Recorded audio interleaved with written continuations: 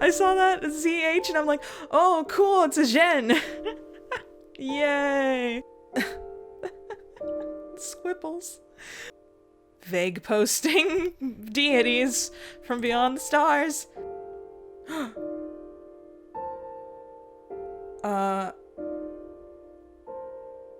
Bruh.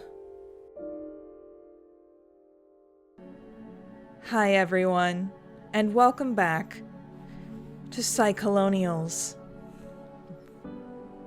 I'm feeling a lot better from the last time I recorded this, though I'm still feeling like I don't know if I'm gonna like this at all. The two characters that we've been introduced to, I'm not a big fan of them. They started out alright, but then it just eventually got more and more kind of not cool. With the penultimate being Z's, like, inability to, like, do, like, the number one thing you should never do when you get a cop coming up to your driver's side window. You keep your hands on the wheel, and you don't move towards anything else in your car, like nothing on your seat, unless you state openly to the officer that you're leaning to get something. My mom has basically kind of like put that deep into my cerebrum since, I don't know, maybe birth. Mainly because I don't think she wanted me to, like, embarrass her if I did ever get pulled over by, like, one of her coworkers, especially Mcconeigh. She would probably die of embarrassment if Mcconeigh pulled me over.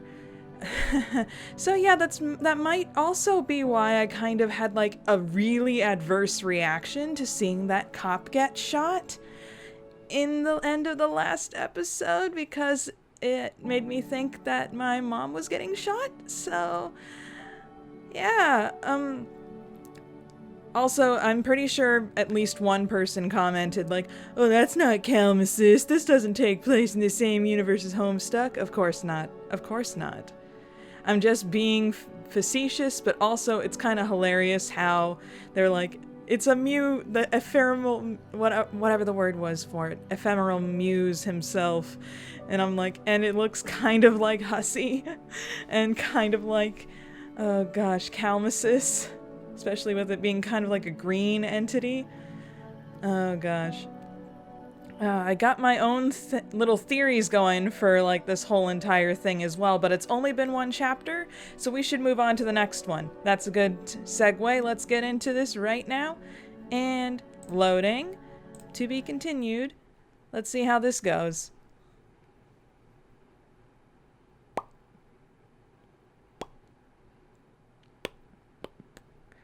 Still loading,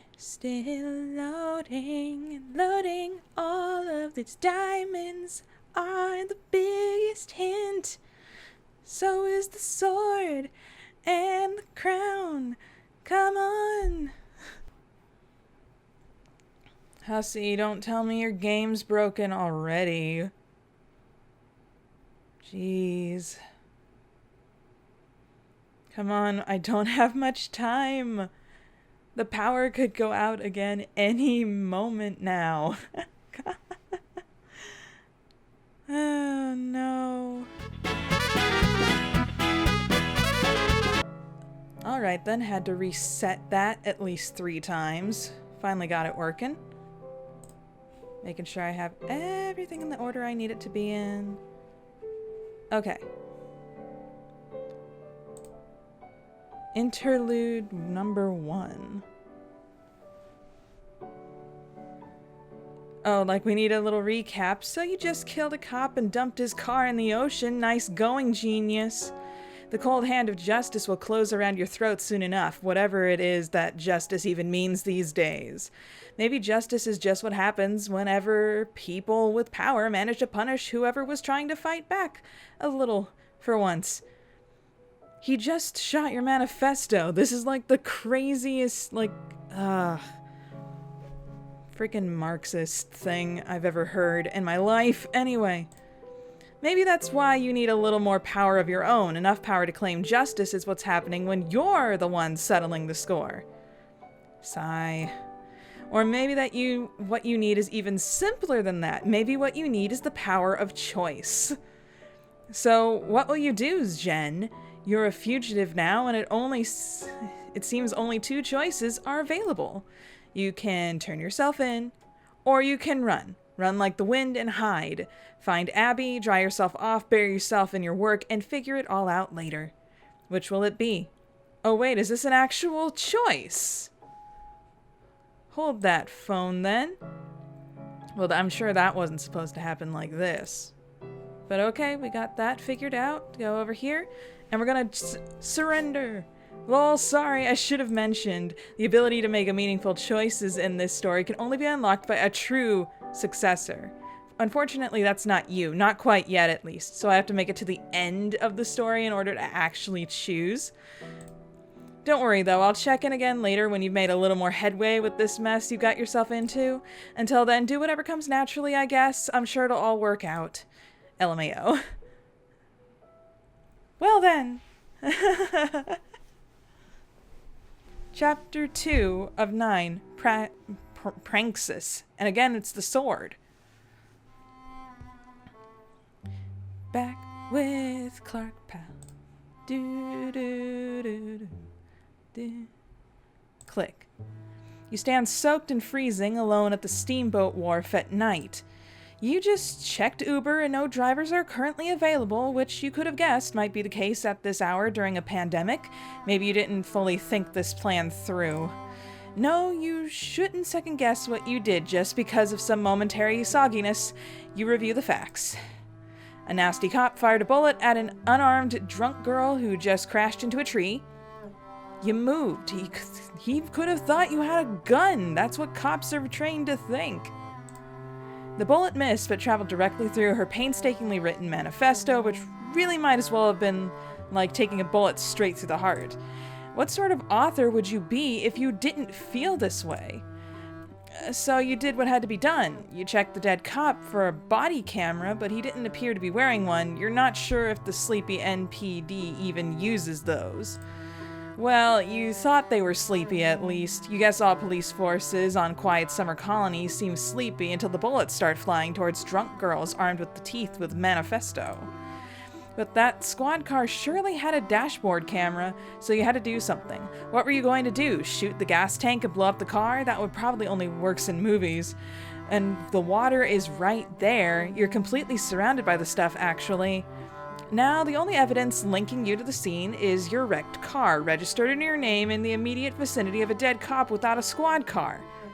Yeah, genius. Okay, that sounds pretty incriminating, but when you put it that way, you'll have to think about how to handle that, but more importantly, you really need to get out of here. You check Uber one more time. Now it says there's a ride available 6 minutes away. That's a relief. It'll give you some time to improvise an alibi. You dial 911 and think about what you're going to say before hitting the dial button. The dispatcher picks up and asks about your emergency. You try and sound calm because it's not a real emergency, not when it comes to the role you're playing right now. You're still cozy and warm in your apartment, you just don't know where your car is. Like they aren't tracking your phone? They can figure out the general area of your cell phone. You do realize that, right? Okay. Hey, IDK, if this is a real emergency, I just didn't know where else to call. I'm pretty sure my car was stolen today? The dispatcher goes through the motions asking you for your name and other relevant information. No reason to hold anything back. You want them to know who you are, so they can rule you out when they find the body and the wreck. You then continue weaving your improvised story. Yeah, so I think it might have been my abusive ex-boyfriend. He's been snooping around lately and he has a spare set of keys. The mother trucker never gave them back to me. The dispatcher asks about him. Dang, you didn't think this far ahead. You continue spinning. Granted, she is not completely sober right now. Oh, his name? Sorry, I don't know if... I'm pretty scared of him. I'm not sure if I want to be on record ratting him out. Don't you have, like, some witness protection stuff I can do? The dispatcher explains that really isn't how that works. They can send an officer over in the morning so you can file a police report. Oh, wow. I don't know. I don't think, you really need to end this call soon before the wheels completely fall off this attempted alibi. Hey, can I text photos to you or to call 911 or the police? How do I do that? The dispatcher provides you with a number to text and you hang up. Oh no, the simp! Why are you doing this? He's just a sad boy. Why would you do this? Your mind races for the right play. You panic and send the most recent photo, which comes to mind. That probably was not the best idea. Maybe you should have just hung up after saying you were scared to give his name, but you just had to go further with the bullcrap. Witness protection program? What the hell was that? Oh well, it's done. It's a small wrinkle in your alibi, but you think you've easily done enough to leave the police feeling confused about what happened tonight. Yeah, right. Your Uber's here. Not a moment too soon. You're freezing and exhausted. Somehow role-playing on the phone with a first responder has been more psychologically draining than exchanging gunfire with one.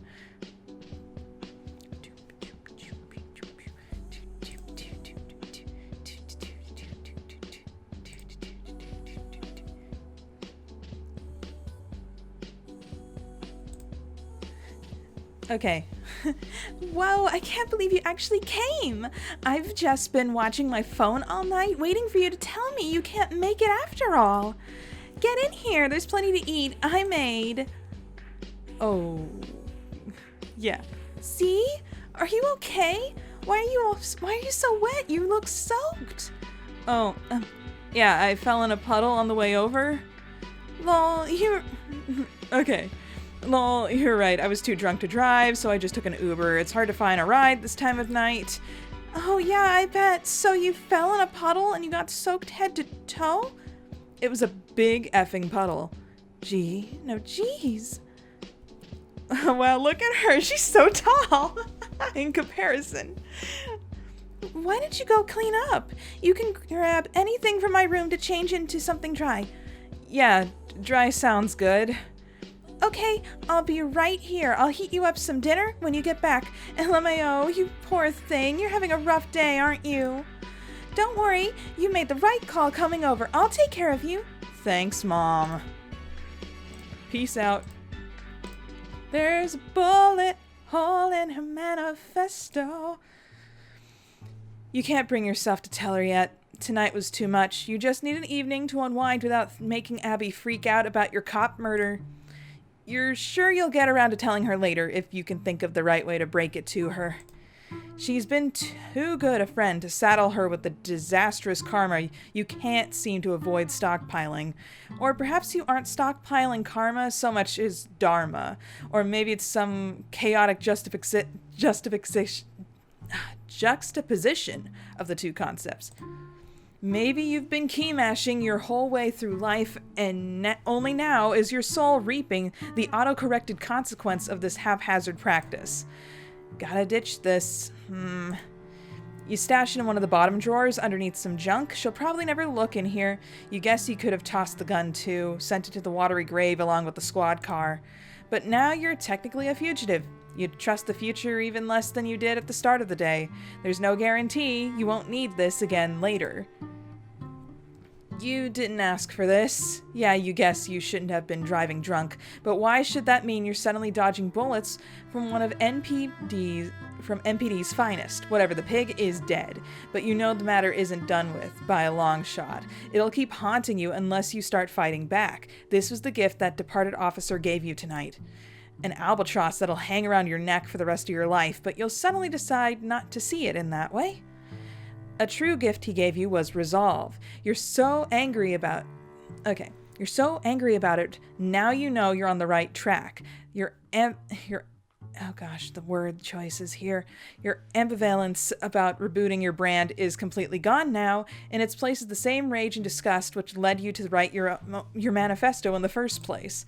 Rage and disgust for injustice, for the systemic evils of this nation, for the weakness and compliance which quell the righteous outrage of its citizens, and now, several years after its completion, there's even more to be mad about. Persecution about the miserable wretches online who canceled you, the ensuing mental breakdown which caused your life to spiral until you ended up on this island.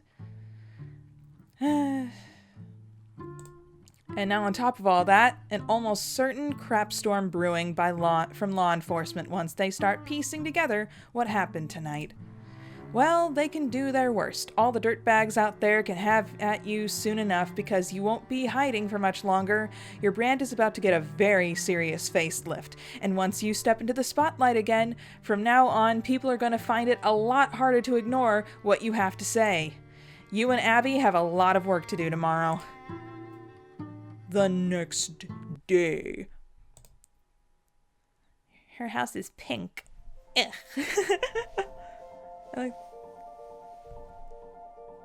Interesting piano.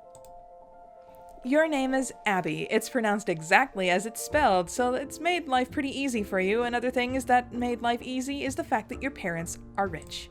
Rich doesn't really do it justice, though. Most people who vacation on this island for the summer are rich relative to the average American citizen. Your parents are billionaires. Not the kind that barely qualify. 1 billion has 10 digits, but they didn't seem content to stop at 10, and society was more than happy to oblige. They own the house you live in, which represents a minuscule rounding error on the grand scheme of their total net worth.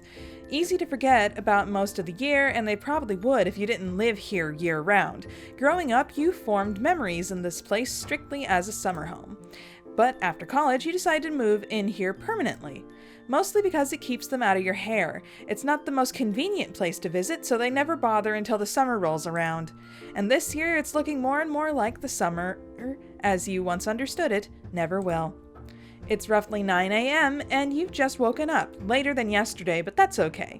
You were late last night tending to your beleaguered friend, and even popular influencers need to sleep in sometimes. Your bed is tidy, and you've always noticed if it isn't. You make sure to keep it that way to reflect well on your brand, whenever this room is used as a backdrop for your content. Ordinarily, you'd reach for your smartphone first thing in the morning, after an extensive routine of cooking breakfast, exercising, and feeding your beautiful horse. But right after all that, you go to your phone to check for the actions surrounding your exceedingly well-trafficked accounts. But for whatever reason, today feels a little different. Instead, you decide to take in the environment. Sorry, I'm just now paying attention to the music.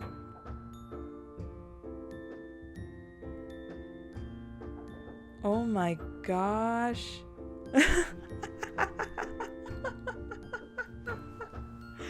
Oh my gosh. This song. Holy crap, why am I blanking on this song? I knew it was, oh gosh, it's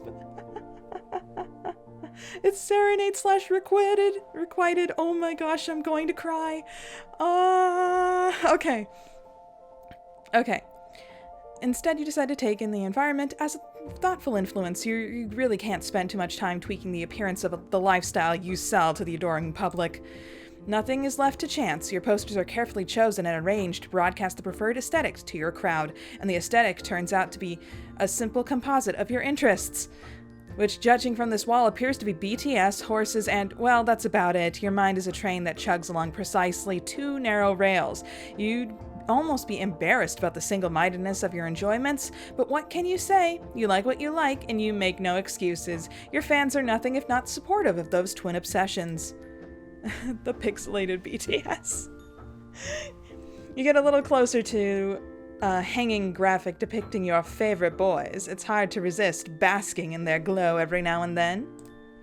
BTS is an extremely popular K-pop group, and you are a vocal member of ARMY, which is what the fandom calls itself. You estimate you spend the majority of your waking hours contemplating these 7 extraordinarily beautiful boys. Your bio says you're bisexual, but you often like to joke in your post that you like women as well as 7 men, and that's it. You are also an avid G-Cook truther, which is to say, you strongly believe Jimin and Jungkook are secretly in love with each other, but you don't consider this theory or even a theory or even a particularly well-kept secret. The evidence is overwhelming, and those who refuse to concede to these stone-cold facts are blind, delusional charlatans. I'm just saying I don't really stan any, like, Korean pop groups.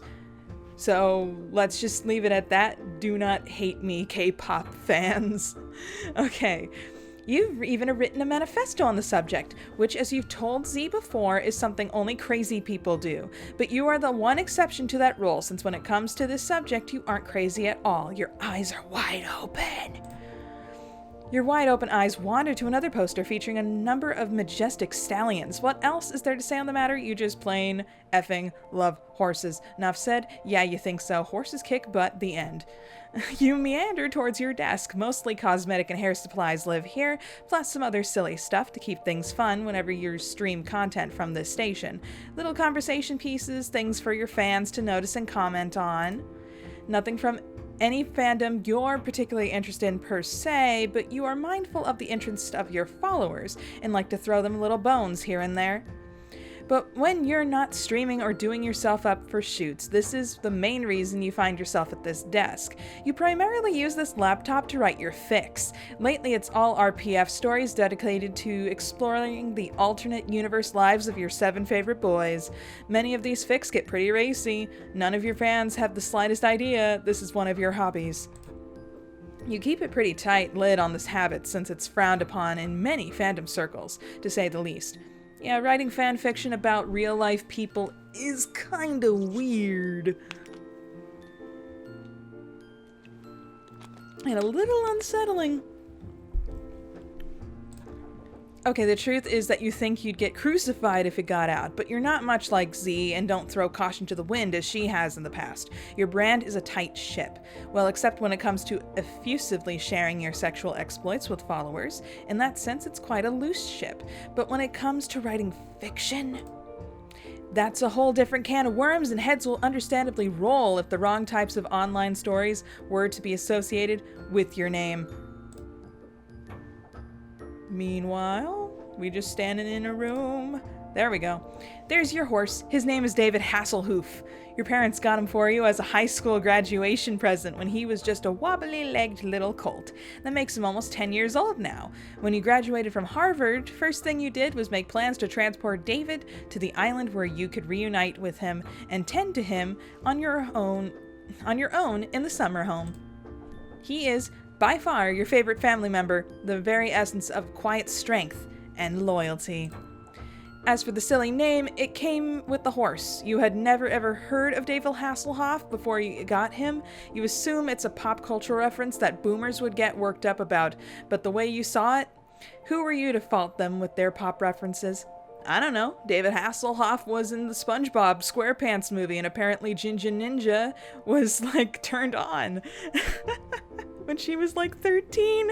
Okay. God knows you're prone to indulging in the references held dear by you and your peers, so you can't possibly begrudge your elders the simple joy. Besides, you thought the name was cute. Your phone is buzzing. Who could this be? Oh, it's Z starting a video chat. Not out of the ordinary, but quite ridiculous in context considering she slept in your house last night. What's up with the stupid shirt? Oh wait, it's a K-pop shirt, isn't it? Okay. What up? Hey, you're awake! Kinda. Why don't you come downstairs? I'll make you something. Check out this girl who can't seem to stop feeding me. What did I even do to deserve this bed and breakfast stuff? Do you realize I suck, right? You've been living in a very unhealthy lifestyle. I just want to help you recuperate before you slink back into your den of despair. I don't know if I'll be going back anytime soon. Your parents' huge bed is super comfy. I must say I enjoy rolling around on its extravagant expanse, getting my stank all over it. I feel like I'm marking my territory. Do they not have more rooms besides just her room and the parents' room? I'm glad you're amusing yourself in there. I peed in it, actually, to get the job done. Lol, no you didn't. Sure I did. Please tell me you didn't actually pee in my parents' bed. Well, no, not yet at least. I do have to pee kind of bad, though. Oh my gosh, will you get out of there? Come on! We're in the same house, this is dumb. Let's hang out, tell me all about your big plans. Oh yeah, that stuff, I almost forgot why I made the harrowing journey to your manor. Yes, I know you risked life and limb to get here and fell in a huge puddle, and I'm hanging up now, come downstairs. Oh, teleporting. Teleporting girls. Wow. Whose junk do you have to suck to get a mimosa around here? Mine. Well, if I must. But if that's how it's gonna be, then your bed and breakfast is about to get a Yelp review for the ages. Z, why don't you hold off on the booze a while? It isn't even 10 a.m. yet. Here, I'll fix you some orange juice. What? I thought this was brunch. That's how you do brunch, right? Yesterday you were so drunk you were barfing in your macaroni and falling into puddles. Oh yeah. Just slow down. My parents have a wine cellar which you can feel free to raid tonight. Wow, nice. The Yelp review just got a lot better. Good enough to bury the toddy... Oh, wow. The lead, at least. Lol. So speaking of last night and falling into puddles... What about it? Well, you were completely soaked last night. But I noticed your manuscript was dry. Okay, so I lost my balance, and I could tell I was heading right for that puddle. The huge puddle, yeah, and I didn't want my thing to get wet, because, like, printing another one would just be a pain. So, as I was falling, I used my quarterback arm and, like, launched it to safety, then splash. Down I go. I see. Why is there a hole in it? That is a hell of a story. It looks like a bullet hole. Yeah, it is. I shot my own manifesto. Huh? You mean last night? No. This was like years ago when I finished the thing. Remember my whole mental breakdown? Oh, dang. I mean, yes, you've told me the story, but I guess not all of it. The day I finished that thing conceded... No, that was right. No, that day I finished that thing coincided almost exactly when all that was going down. Like when my dad died and I dropped out of school and then completely fell apart and said all that crazy stuff online. I also finished my manifesto and I guess I shot it due to going nuts. Jeez. Well, you're the one who tells me only crazy people write manifestos. Is it really that surprising I'd pop a cap in my own magnum opus? I guess not. I guess I have to admit I feel kind of crazy maintaining my own manifesto, but I don't think I would ever shoot it. That just means you can't be all that passionate about it. Oh, excuse me, but that is bullcrap. I mean every word of it with all my heart. You should read it. Abs, I'm not reading your sordid K-pop manifesto. Oh, why not? I'm trying to understand your stuff and help you with it. Because you don't need to sell me on anything. If you say that your boys, Jim Cook, are screwing each other, then I believe you.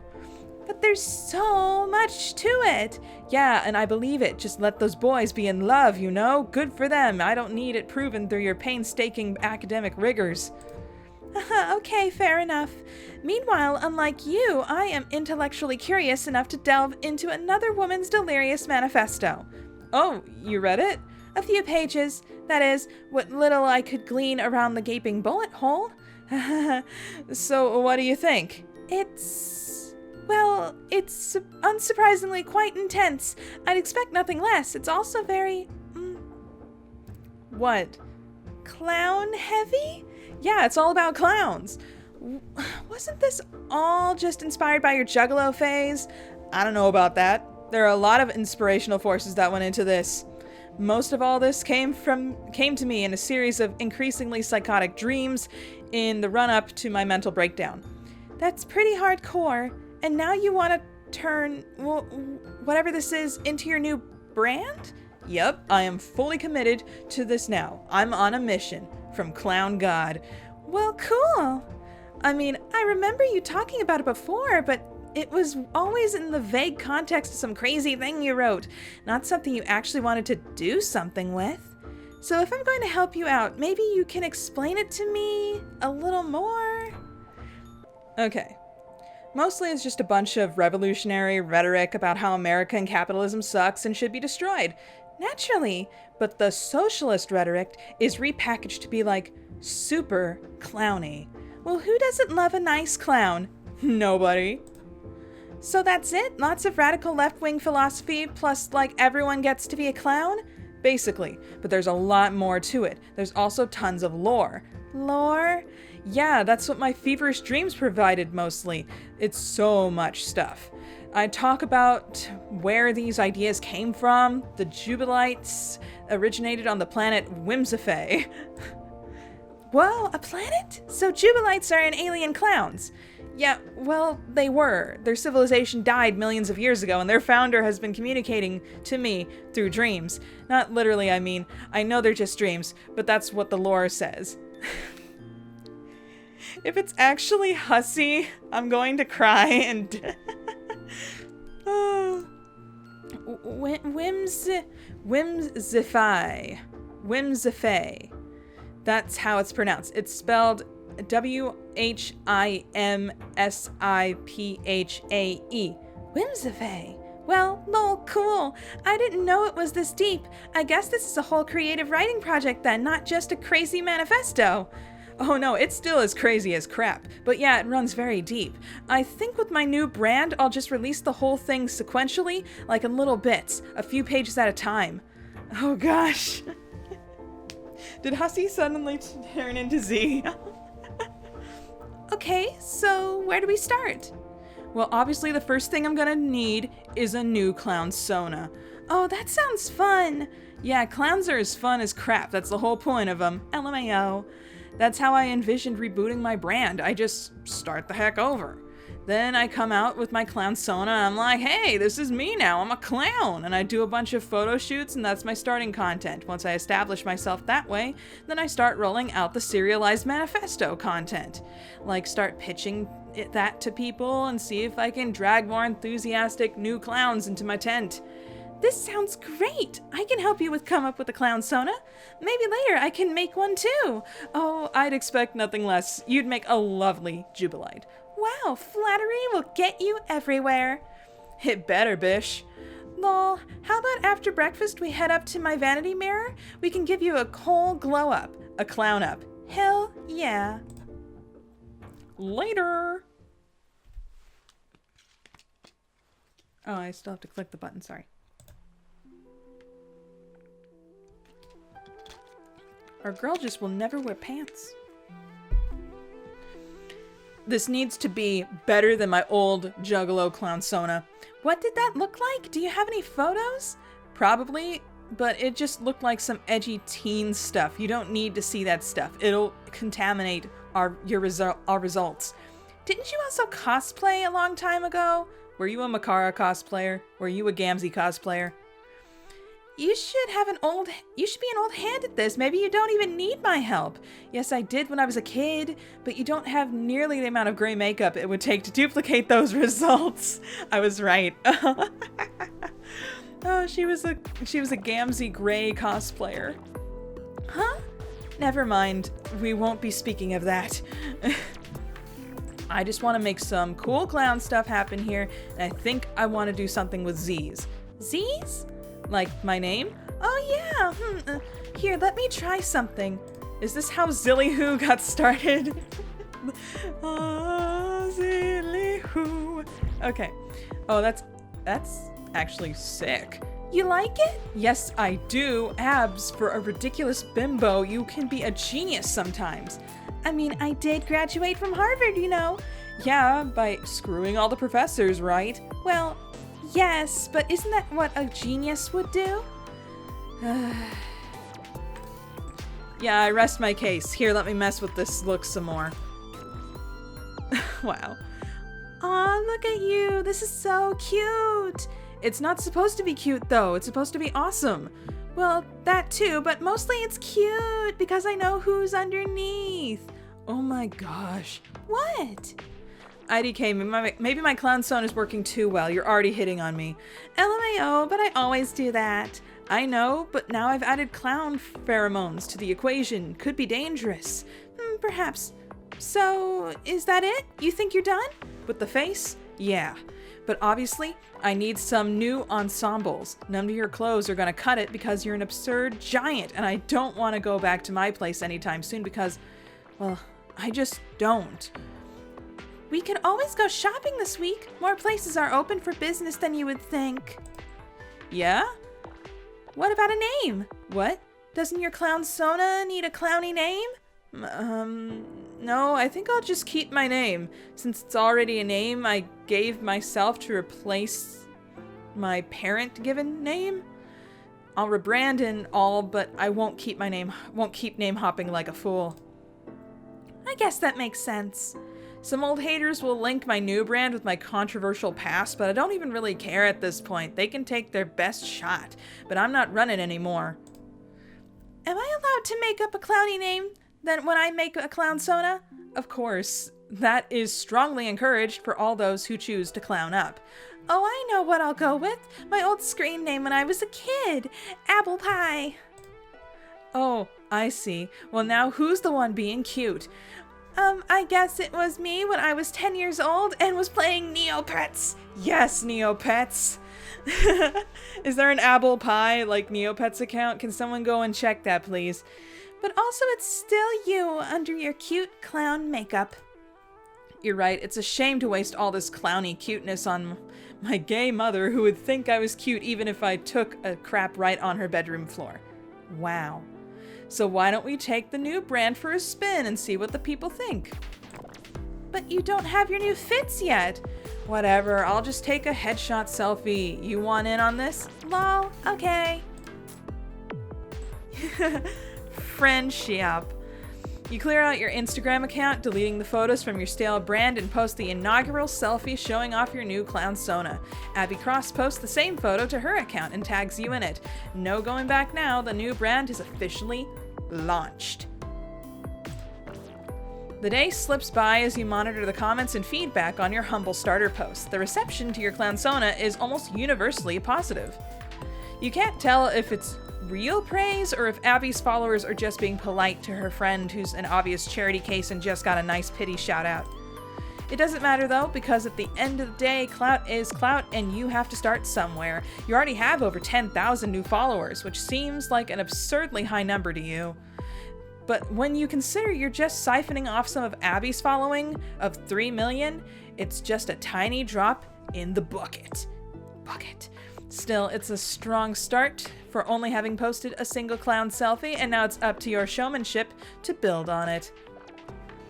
Still clowned up, huh? Yeah, I'm living in the paint for a while, trying to get into character. There's a character? I thought your clown Sona was just you. Well, it is.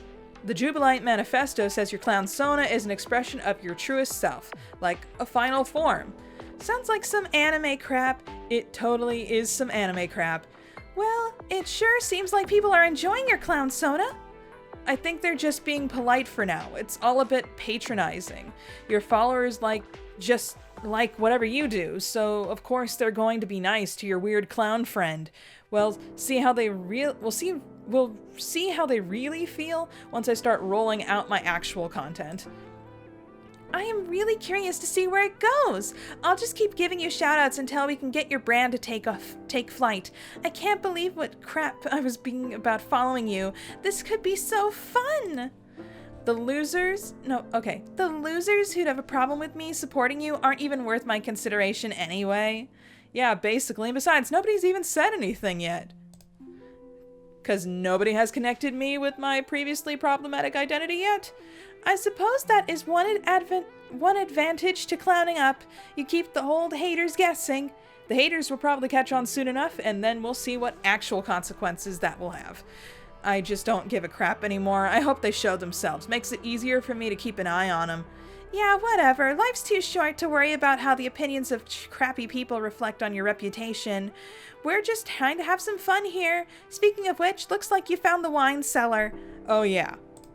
Highly recommend the 2016 Domain Georgius Rumir.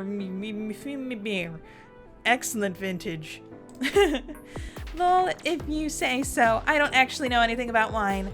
Neither do I just looked around the cellar and checked prices online. This is the most expensive crap I could find. It goes for $17,000 a bottle. Really? Spit take. The internet says so, yeah.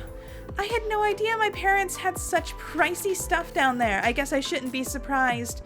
Don't. They also have a bunch of Bentleys in the garage. There's one Bentley and a few other cars, but yeah, they spend money on a lot of stupid things. Maybe we should have saved this super expensive wine for a special occasion, though. Girl, this is a special occasion. Just a couple of friends hanging out for the first time in forever, clowning up and making plans to cause problems on purpose. You're right. If this doesn't count as a $17,000 night, then I don't know what does. Cheers! Clink. Let this mark the beginning of a long and fruitful endeavor to exploit the living crap out of your parents and their obscene hoard of ill-gotten wealth. I'll certainly drink to that. What else did you have in mind? Give me some time to build the brand first, then I'll let you know what's up. It's all related, you'll see. The suspense is killing me. I hope you're prepared to bring this level of showmanship to your new brand and not waste it all on me. You don't need to worry about that. You just keep supplying me with the fresh new Simps, and I'll play the role of ringmaster. Oh gosh, speaking of Simps. Oh no, the police department. Who's calling? Oh, nobody. Just some spam. 1 week later. Taking a sip. Z, she, they, jubilate.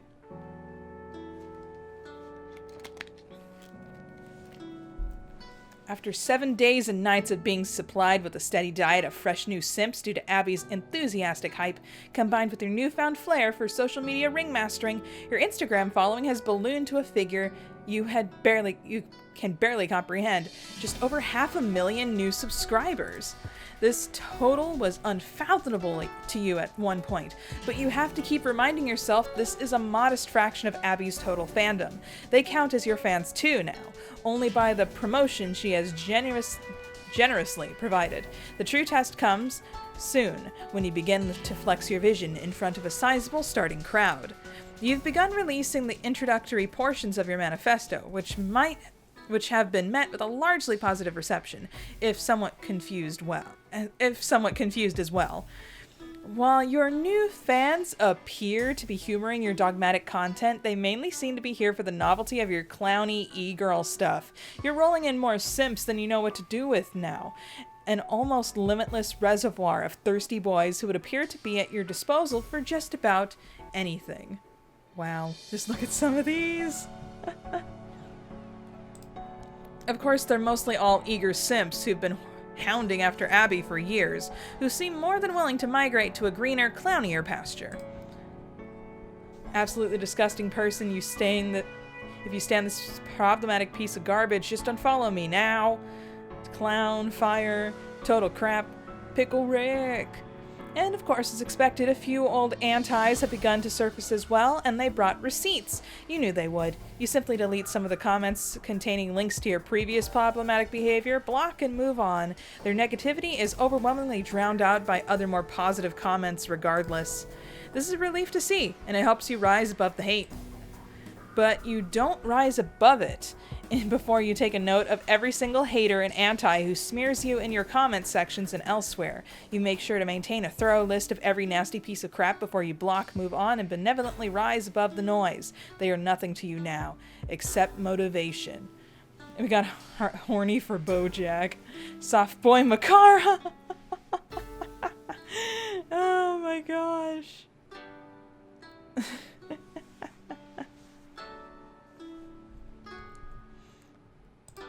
Motivation to prove them wrong and to make them deeply sorry it even occurred to them to post unkind words about such a cute and creative clown girl with a sensational new brand. your sharp rise of the coattails of your famous friend has all been good fun to monitor, but the fact is you've barely even begun revealing the good stuff. And before you share that stuff with your new fandom, you'll need to make sure Abby is up to speed on the next phase of the campaign. Abby, we need to talk about Pranksis. Well, what? Pranksis. It's the first critical piece of Jubilite doctrine I'll be unveiling soon, but you need to know about it first, and much more importantly, you need to practice it. I do? Why? Because pretty soon this movement is going to need money, and I mean an absolute lot of money. As generous as you have been with your credit cards helping me buy new clothes and stuff, that level of financing isn't really going to cut it. But one of my credit cards is $1 million limit. Wow, a whole $1 million? That's cute. Cute? Z, you drive a Kia. And yet I am with one with an exceptionally refined palate for expensive wine. I also know $1 million is a bullcrap chicken feed number. You need to start thinking bigger. Maybe you should try to relax. Your account is off to such a good start. Between the two of our accounts, we could pull together some really good revenue streams. If you start stressing out about how it's all chicken feed money or whatever, you won't have any fun. Wasn't that the point of all this? To have fun? Abby, you still don't understand. Pranksis is the very essence of having fun, and the more money you make, the more it multiplies the fun you're having. Okay, I'm sure that's true and all, but that's one of the points I've always been trying to make with my parents. I've already been doing some serious numbers. I know I half-butt my business degree, but I've actually been able to translate my following into a pretty profitable situation, while having a good time doing it, so my parents can both go eat crap about my bad career choices. Yeah, on the topic of your parents, that's what this is about. I thought this is supposed to be about Pranksis. It is also about Pranksis. Well, what the heck is Pranksis? Sorry, I'm looking at her shirt. Okay. Pranksis is everything. A mission-critical plank in the Jubilite platform. A central pillar, actually. It's what most of my Manifesto-sanctioned clannery revolves around. It also happens to be the key to how I start bankrolling the heck out of this jam. Alright, genius, so what is it? Well, you know what a prank is. Yes. Do you know what a praxis is? No. Lol, okay, forget all that then. Doesn't actually matter for the time being. Let's talk about your parents. If you help me out with this, then that'll be your first real-life lesson in Pranksis. When's the last time you talked to them? Oh, a couple days ago, actually. They rarely call, but they do keep an eye on my accounts. And I guess they've noticed I've been doing something different lately. Lol, they sure do hate your crazy socialist diatribes. But I also have them believing that this is all just an act to own the libs or whatever, like good for ratings and all, but going down the road, we're just going to screw with people about it and turn it into a racket or something. It's just easier to deal with them if I tell them things like that. They think it's all a good idea in theory, and wow, you sure do rile them up. This is all incredibly good, actually, Abby. You didn't even know it, but you're quite naturally gifted in the art of Pranksis already. I am? Yeah, this is a perfect table setting, prepping the marks and all, so I don't think I'll have to do much explaining here. I just need you to call them again soon. I already typed a bunch of notes for it to hit in your conversation. Okay.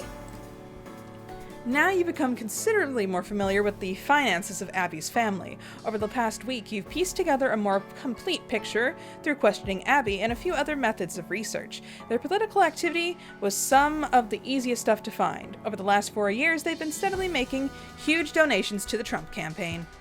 But more recently, it looks like they've switched to become heavy Biden donors. You're sure it's not for any ideological reasons, but likely due to the entire Trump charade looking more like a sinking ship all the time, especially in the light of the pandemic response and its economic fallout. Which was his fault because, anyway. You can tell this move must have been bitter pill for her dad to swallow, and while he is kind of an idiot, it's not so stupid as to let a perfectly hollow, easily corruptible president waltz into office without taking a whole bunch of his money first. Biden, shake my head. The truth is, in the man's heart of hearts, you doubt he really gives a crap which senile... Oh, wow. Gets to run the show as long as he gets to take some photos with him at $50K per plate at the $50K per plate fundraising dinners. And if you take a closer look at the companies which they own a lot of shares in, it becomes pretty obvious the economic disruption has hit them pretty hard.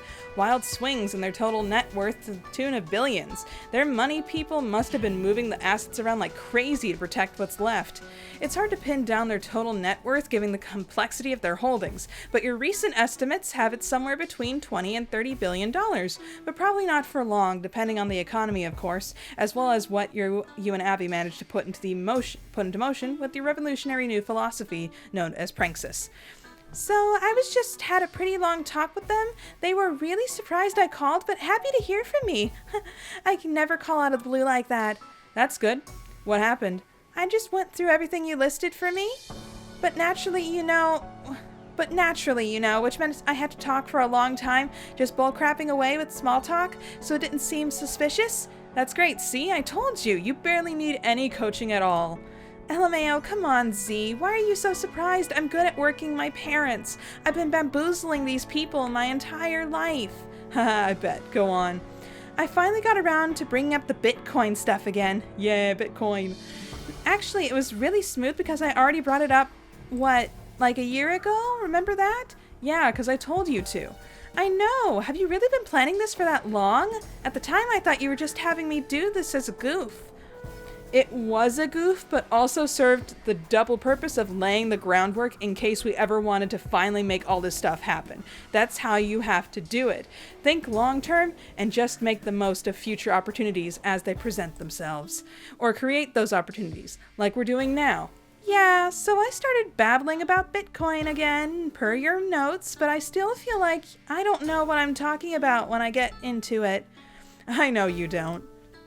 It's good you sound a little confused about it because you are. You're not supposed to be an expert. This is just stuff you've been reading up on a little, and all you're doing is priming them. All right, so are you really going to hack all my parents' money? Like that wasn't more of your outrageous bullcrap all this time? Abby, this is what hacking is. It's like 90% social engineering. You need to be patient, plant all the seeds along the way, and set up points for psychological leverage. And when the time is right, you have like a little bit of low-end programming ready to go. Low-end programming ready to go. This is all a lot easier than it sounds. It is? Yeah, I've been doing a bunch of stuff already. Lol, I bet you have. Over the last week, I've been micro-targeting your parents on Facebook with ads for Bitcoin. Oh my gosh. For the service I want them to be using, of course. It's a real service, deals in high-volume crypto transactions. The point is to get them to get the real stuff first, then get tricky with it a little later. Okay. I've been emailing them crap that looks legit enough, kind of bombarding them with info, offhand testimony from trusted people, other rich guys spooked about the economy, and now you're one of the human levers too. And when the time comes, you're the one that's going to push them to make the final move. Who are the trusted people? I mean, they're fake. It's all just me. I started a few fake chain emails, you know, the ones boomers love to reply to and forward around. It's like catnip. They can't help themselves. I pull a ton of crap email addresses from the recipient field, including a bunch from people I know they're acquaintances with. Nobody too close, but names of other rich people they'd recognize and listen to if they saw them babbling about crypto as a way to protect their billions in a dumb email chain. Wow. I actually did this on a whim, being skeptical of the returns, but it's been working phenomenally. I got your mom to reply to one of these chains a few times credulously. I worked her a little bit with one of the sock puppets, some other rich dude that she's met. It's so easy to get these names. The Republican donor lists are kind of a gold mine. Wait, you've been talking to my mom? Sure, why not? That isn't even the good part. Huh? After I got her interested enough in the subject, I had this dude pull her aside. I deleted all the names from the chain and just worked on her one-on-one. Got it pretty flirty. Turns out your mom's a real saucy son of a gun. What? Bottom line is, she's sort of having an affair now. Sorry, Abs, your mom's getting a lot more side action from me than she could ever manage. Than you could ever manage. Oh my gosh. Please don't be jealous. It's just some undercover spy work. Like some James Bond stuff?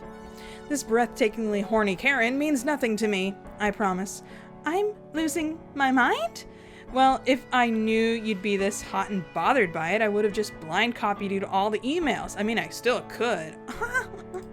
Z, I don't even. You're unbelievable. How do you even come up with stuff like this? Cool your jets, Abby. I already said what's going on. It's a little bit of playful pranksis, that's all. Jeez. Still hating these characters a lot. It's not even that far along in the process, really. It's only phase 1. Phase 1? Yeah, I'm just setting them up. At the right moment, you and a trusted, beloved daughter who's famous and influential will knock them down. Okay, I believe you. But how do I do that? Fine, I'll just walk you through the play. The thing to do now is wait for the right opportunity. Everybody's already spooked about the economy, so we pick our spot, and when we do, we exploit their fears over more huge stock market losses to swoop in with the Bitcoin stuff. And I work my angles too, like your mom. My email chain Romeo says he just shifted most of his assets of crypto to ride this out, whereas you're coming at it like an heiress. Just say you're trying to do your part to protect the family fortune. You push the same exchange site I've been pushing with my micro-targeting. So if I get them to buy tons of bitcoins and then you hack the coins? Lol, there's no hacking involved, just stealing. The exchange service really exists. It's a real way to buy coins and put them all in a wallet. Their financial people will agree that this is a sound way to do it. It's solid and vetted. I don't expect them to do anything their money guys wouldn't sign off on. We just step into the middle of the process, in the part where your dad stores the stuff in the digital wallet. I designed a spoof wallet site that looks and functions exactly like the one on the real site he's buying from. Similar URL, even asks for a password first. Do you have his password? Lol, no. Don't you see yet? These are all mind games. You enter my stuff. You enter any stuff in the login fields and it works fine, but he will enter his real name and password, at which point the game's over. Once I have that, I could do almost anything. But it doesn't even need to stop there. He could even just go right ahead feeling confident in a secure site because it's just accepted his password, and then he stores the coin data directly into my fake wallet, at which point he just handed the coins right over to me. It's basic phishing. Usually people work more on guard for things like this, but not if trusted family members are sending them links, being all like, "Cool, you're almost there, Dad. Now open the wallet. Here's a link to that." Yeah, I see. And once the coins are ours, that's it. Their money's gone. I resell them, move the money around a bit, stash it in offshore accounts. My guess is if we pull it off, it could be a long time before he even realized it was gone. And if that happens, IDK some blame hackers or something. Well, hackers did take it. Exactly. So how much are we going for here? Like all their money? Probably not. No way anyone's pushing through a $20 or $30 billion Bitcoin transaction, and their money people would crap bricks if it was proposed. But you just hype them up as much as possible, whatever their guys agree to as a sound diversification policy. Okay, Z, what are you even going to do with all this money? I have some ideas. Oh boy, well, I can't wait to find out what they are. Ding dong. Huh? Who could that be? Please tell me it's the police. It is the police. They found you. They tracked your phone. You're a ditz. Here we go. That's right, sucker. You anti-hero piece of garbage. Oh, no more Carpathians. Please don't shoot them. Oh, that's the end of chapter 2. That was fast. Well, at least it seemed fast at the time. Mainly because I didn't, trip over my words nearly as much. And the power isn't out yet. Yes! Victory. Still more of the crown and sword. Still doesn't move towards, like, my, like, what I'm thinking, but... Okay, I'm just gonna save it right in slot number 3. You're just gonna tell me for the update schedule? Okay, then. To the menu.